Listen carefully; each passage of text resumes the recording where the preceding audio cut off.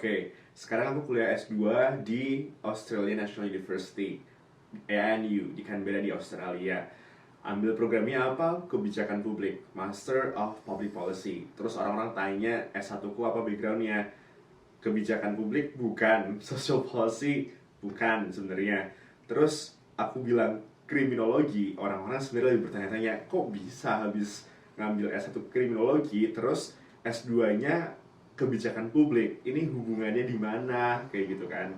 Sebetulnya yang banyak nggak tahu, ada satu fokus di kriminologi yang belajarnya itu tentang kebijakan. Ada satu mata kuliah khusus lah yang kita itu diajarin gimana sebetulnya meramu, memformulasikan, mereformulasikan kebijakan kriminal. Jadi mata kuliahnya kebijakan kriminal. Nah, menurut aku saat itu, mungkin hingga saat ini nih gitu ya, sampai sekarang kayak belum ada yang sebenarnya banyak punya keahlian khusus untuk mengkombinasikan dua hal itu dan mengajar di Departemen Kriminologi UI kayak gitu. Nah, aku berharap someday aku bisa balik ke kampus ngajar jadi peneliti gitu ya di sana, dan akhirnya aku bisa mengkombinasikan dua keilmuan ini kayak gitu, di antaranya di area kriminologi dan kebijakan publik.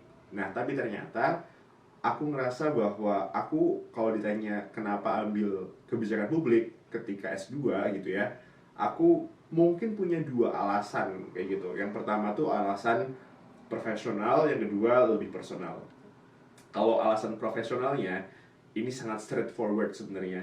Aku butuh kredensial supaya someday ketika aku ketemu sama orang yang aku ajak ngobrol tentang kriminologi, dan aku ngomongin tentang intervensi sosial, bagaimana kita mengintervensi situasi yang kurang baik, diperbaiki dengan kebijakan, aku bisa hadir di sana dengan memberikan kepercayaan bahwa aku bukan hanya intentionally berniat baik, tapi aku punya knowledge yang mumpuni dibuktikan dengan kredensial yang aku punya, yaitu dengan kuliah lagi di kebijakan publik kayak gitu. Nah, tapi sebetulnya alasan personalnya itu lebih lebih dari yang aku pikirkan akan sedramatis ini.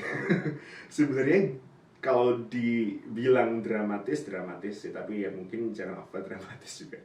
Cuma zaman SMA, kayak aku pernah bilang di episode pertama gitu ya, aku udah fokus banget, seneng banget, passionate banget kalau ngomongin tentang kebijakan buat anak-anak kayak gitu, kebijakan perlindungan anak dan area-area sekitar itu. Sampai skripsiku juga talking about that. Research publikasiku dua yang pertama kali itu tentang perlindungan anak perempuan bahkan. Jadi emang passionku di sana. Tapi ternyata kalau aku ngelihat lebih dalam lagi, aku tuh ngambil kebijakan publik penuh dengan perenungan dan penuh dengan pertimbangan. Aku ngerasa bahwa yang aku naturally good at itu sebetulnya ada di area-area yang hubungkan keterhubungan antara dunia sosial dan dunia kebijakan. Kayak aku bisa melakukan sesuatu yang berkontribusi langsung untuk masyarakat gitu ya. Orangnya bisa langsung kerasa langsung dampak dari apa yang aku pikirkan, aku kan lebih seneng. Dan ternyata ketika kemarin aku masuk ke government, ikut memformulasikan kebijakan gitu ya untuk penyandang disabilitas, aku tuh senengnya luar biasa, seseneng itu. Jadi ketika dampaknya kerasa langsung, orang-orang tuh tersenyum setelah mengikuti program-programnya aku yang berhasil kayak gitu ya.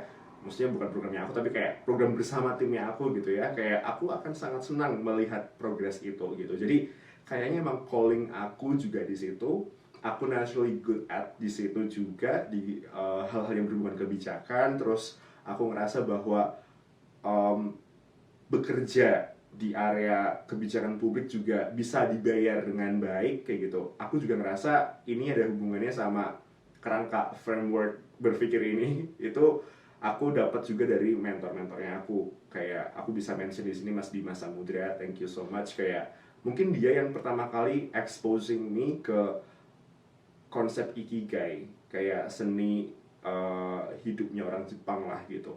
Nah itu ya salah satunya mempertanyakan hal-hal kayak gitu untuk menentukan masa depannya aku tuh mau fokusnya apa, mau kerjanya apa gitu. Jadi selain aku udah fokus dan yakin tiga hal ini kayak sangat ilham banget gitu ya, aku naturally good at it. Terus aku ngerasa bahwa aku seneng melakukannya bahkan tanpa aku dibayar gitu ya. Terus pekerjaan ini banyak sekali potensinya untuk aku bisa tap into kalau aku nanti nyari kerja. Ya aku nggak punya alasan lain untuk tidak mengambil kebijakan publik ini untuk jadi fokus area studiku di magister gitu. Karena mungkin someday di S3 nanti aku pengennya lebih ke kriminologi lagi gitu ya. Tapi aku pengen aku jadi kriminolog yang fungsi utamaku itu adalah meramu kebijakan kriminal kayak gitu, supaya ada kebijakan kriminal yang lebih oke, yang lebih bisa diterima, bermanfaat, dan memang bisa lebih baik lagi gitu, someday bisa improving public policy dan criminal policy di Indonesia. Itu alasannya kenapa secara profesional dan personal aku mengambil S2-nya itu kebijakan publik gitu ya.